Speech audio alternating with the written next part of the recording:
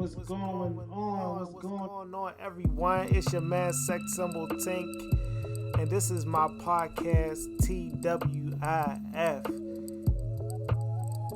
When I say TWIF, I just want you to figure it out, because you're just going to have to figure it out. You know what I mean? But it's the Tink podcast, y'all. So with today, I got a story for y'all. I written this story probably like 3 or 4 years ago. So I had to make some changes while I was writing it. I was like, dang, man, my writing's way more advanced now. So this story's called The Beginning. The reason why I call it The Beginning, because this is when I lost my virginity. This is the foundation of, how I became a sex coach and all that stuff. How I became a erotic author. That's a lot, you know what I mean? I didn't know what I was doing when I was younger. And everybody go through that. But I ain't saying it's right to have sex at an early age, because it's not, you know what I mean? And a lot of people have. But we're going to get to the story. So what I'm doing, I actually recorded the story, so y'all could listen to it and all that good stuff. So let's dig up into the story. Let's go to the brown plush leather couch in his therapist's office. 1 month before, after paying a copay of $35 combined with the health insurance, had me sitting in a room across a stranger in a navy blue single chair whom a close friend had referred me to. On this day, it was 5:19 p.m. The sky through the humongous window was pink, blue, and orange. Plant pots on the windshield behind the desk that has a computer and an orange salt light beside it. The room had a bookshelf with thick books dominoed close to one another and plants at all corners of the room. "What brought you here to therapy?" This Caucasian woman with a dark tan skin tone and orange curly reddish hair said. She had to be in her early 40s or coming towards her 40s. She was dressed in a loose black pants and an oversized nude sweatshirt with black lettering across that read self-love. My top teeth grind against the low set of teeth as she asked the simple questions that seemed so strenuous to admit to someone I met within the 10 minutes of sitting on the sofa. My eyes shift to the salt lamp on the desk to the far left to separate eye contact from the curly-haired woman. I breathe deeply before speaking. My eyes are wandering as I spoke. I think I'm so broken that it's hard for me to actually love someone. I spoke. This is my first section of therapy. I did not know this woman from a can of paint. Why should I tell this woman my internal close book secrets? But I am the one seeking for clarity, so I blurred it out. Her face remained the same as it was when she asked the question. She just gave me a slight nod and a sigh of, okay, followed by another question. She glanced at her notes, then asked, "When did you notice that you had an addiction for women?" Not until I became an adult. When I was a young teen, sex was just a game. The enjoyment of sleeping with a new partner was like adding points to the ego chart. I felt this game crossed over into my adult life, but it's no longer a game. It's something that I desperately desire and something I am very good at. "I heard you mention that you're broken. Please, can you elaborate?" I rubbed the side of my face, the tattooed right hand with the gold diamond ring on the index finger cascade down my beard as I muster up some words to express. I don't know how to love anymore. I never know people's valid intentions. I'm afraid of getting hurt or wasting my time with someone. Maybe it's just me. That's why I'm here sitting in front of you, I said. In movies, look, y'all, they always say, I don't need no therapy, I don't need that. Man, look, therapy is one of the best things you could do. Black people be trying to, you know what I mean? Oh, I just drank some water. Black people be trying to stay away from therapy, man. Go to therapy. If you got something going on with yourself, go to therapy. I'm just gonna leave it right there. It always seemed like the actor is laying comfortably on the sofa with their feet up and crossed during therapy. The characters will be supremely cool and nonchalant when speaking to the therapist without a fuck given. Me, I was the complete opposite.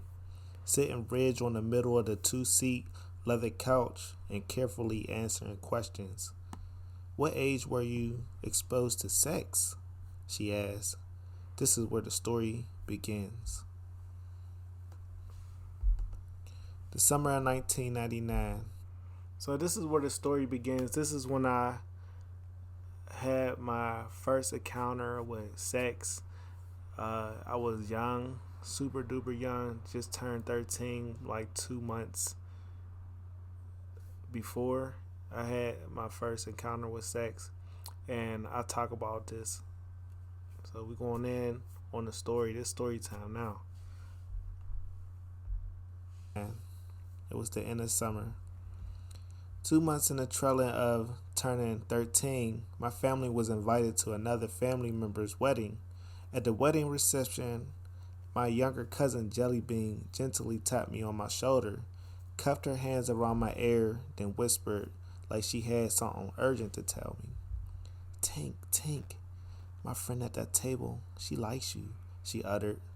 While I'm standing in line with a plate in hand ready to fill up with hors d'oeuvres, I followed Jellybean's eyes and glanced at the table where there's 3 girls sitting. One of the 3 girls was related and the 2 others were strangers. Which one? I asked as the line moved in a snail pace. The light-skinned one, with the krills, she said in a low tone almost close as a whisper. I glanced back over at the table. As soon as the girl with the krills noticed I caught a glimpse of her, she turned her head and started staring elsewhere. She was thin with caramel complexion and appeared to be a couple years older than me. Her face was covered with real bad acne. She was not the most appealing girl in the world, but there was something that caught my eyes. Ever since my first kiss with Maria, I was obsessed with light-skinned girls with long, wavy hair, but that all changed when I aged. Real quick, man. When I was young, you know what I mean, I was blinded, but I was in my early, my early teens, like 13, 14, 15. Man, I love me a dark-skinned woman. I love me a brown-skinned woman. And I love me a light-skinned woman. There's no burials in the women I love, yo. You got that melanin, I fucking love you. On God, yo. We're gonna continue. Age.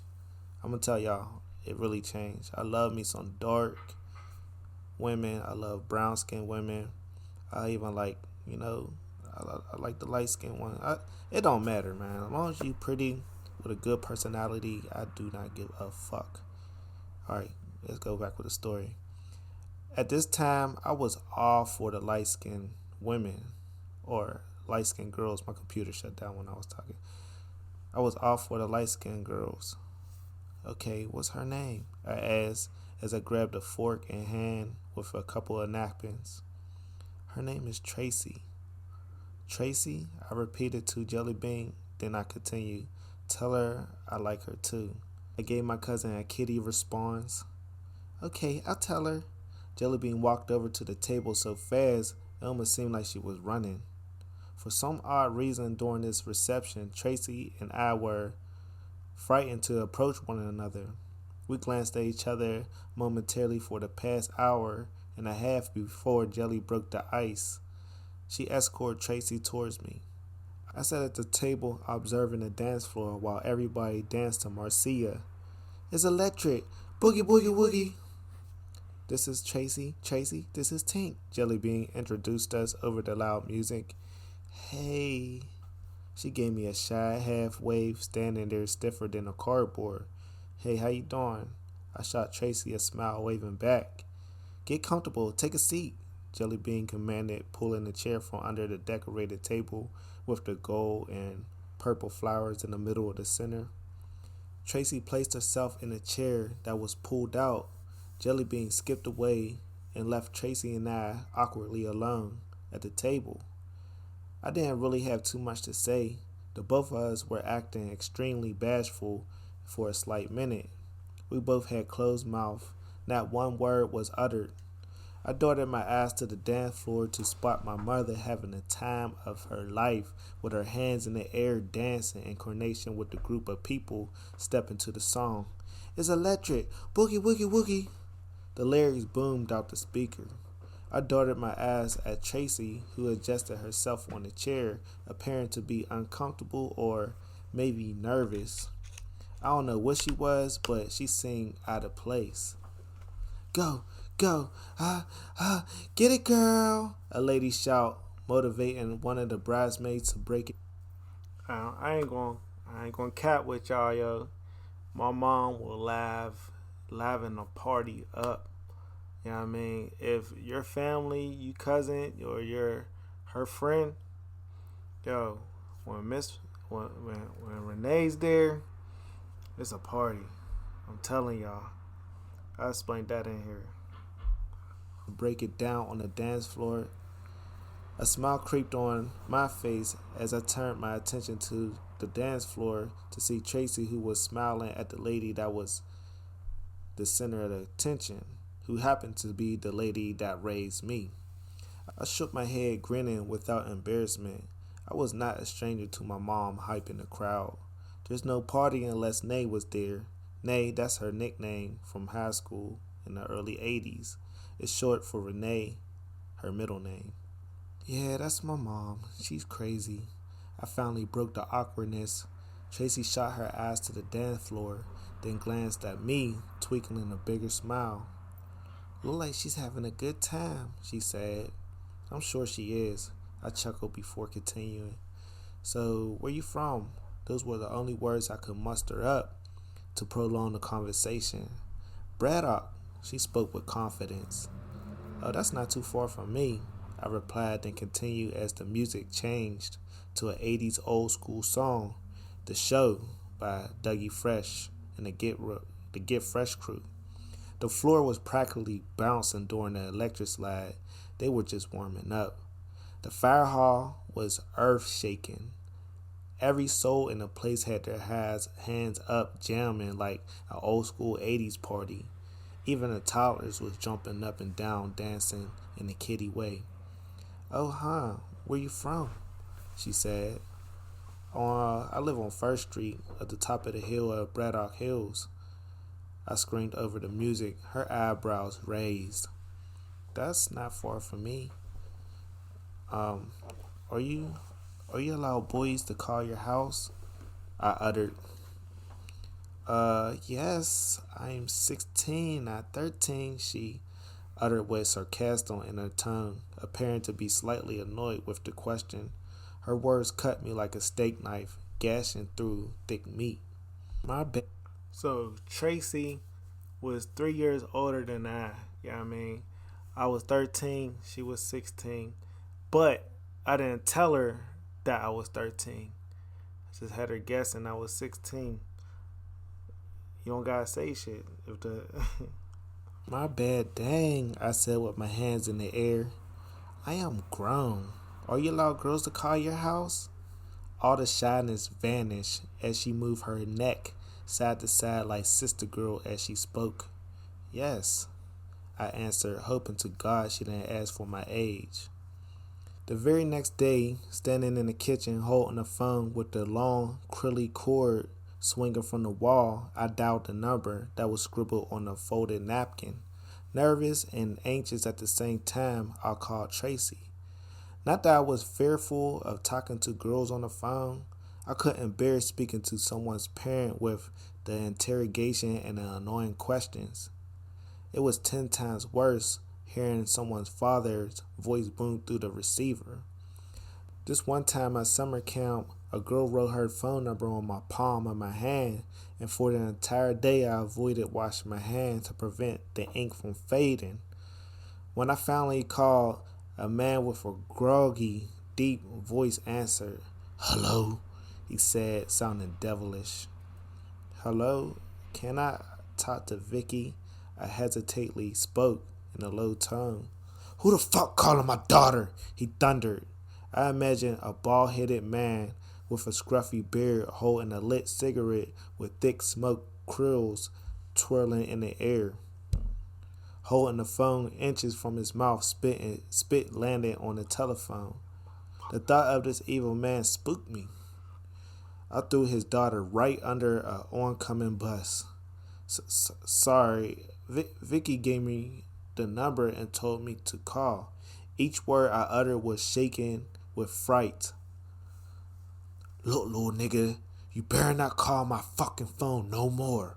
My daughter is 13. Matter of fact, we're your parents."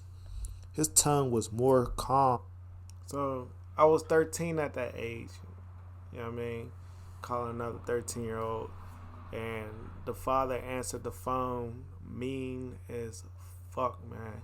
So ever since that, man, that was like I was scared to call. I was scared to call the people's phone, man.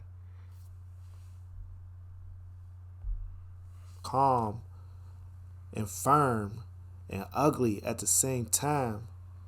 At full tilt when he asked to speak to my parents, I slammed the phone on his ass and ended the call. Now that I'm a father, blessed with 2 girls and 2 boys, I fully understand as a man I have to protect my babies from this unbalanced world. The phone rang 2 or maybe 3 times. Each ring I braced myself preparing to end the call if Tracy's parents happened to interrogate me like an undercover cop on First 48. "Hello?" A male with a deep voice vibrated through the receiver. I swallowed my saliva before words vocally came out my lips. "Hello."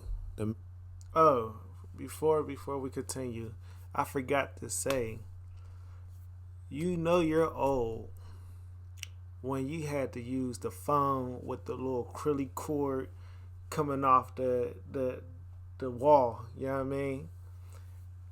If you haven't experienced that, that means you're super young, yo. Like, we had to dial the numbers, like the little spin around thing, or we had the little press number.